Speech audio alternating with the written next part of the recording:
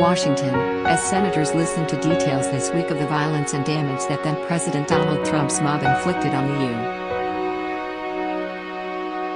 U.S. Capitol on January 6.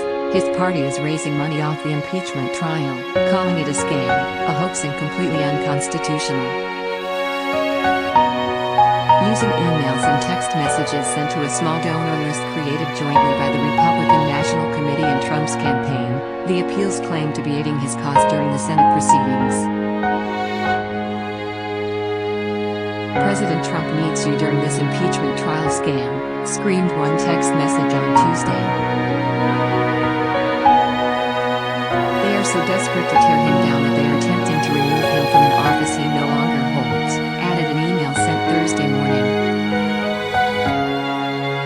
"We cannot let this madness go on any longer." Links in the emails and texts, however, lead to RNC web pages with none of the money raised going to either Trump's presidential campaign or his new leadership committee, Save America.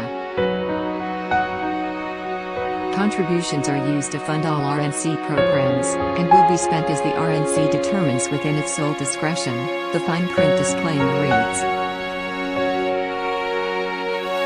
RNC officials did not respond to HuffPost queries about the fundraising effort, which mimics a recent bait-and-switch scheme by Trump himself.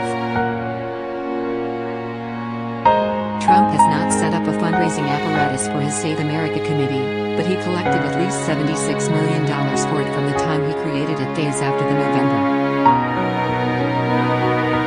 3 election until January 6, claiming that he needed it for his challenges to the results in key states won by Democrat Joe Biden and to help Republicans win 2 Jan. 5 Senate runoff elections in Georgia. Trump, however, spent none of the money given to Save America for either of those purposes through the end of 2020, Federal Election Commission records show. The laws governing such leadership hawks allow Trump to spend that money with almost no restrictions. He could spend it on personal expenses or even pay himself an 8-figure salary, if he chooses.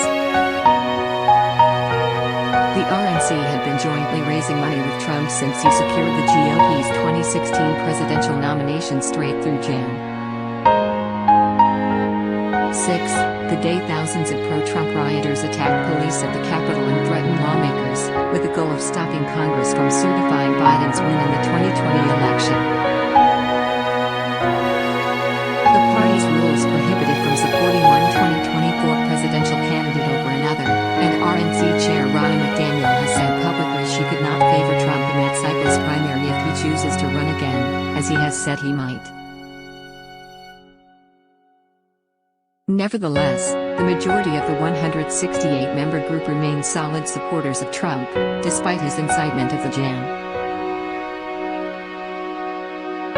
6 insurrection, his refusal to take part in a peaceful transfer of power, and the party's loss of the House, the Senate and the White House during his presidency.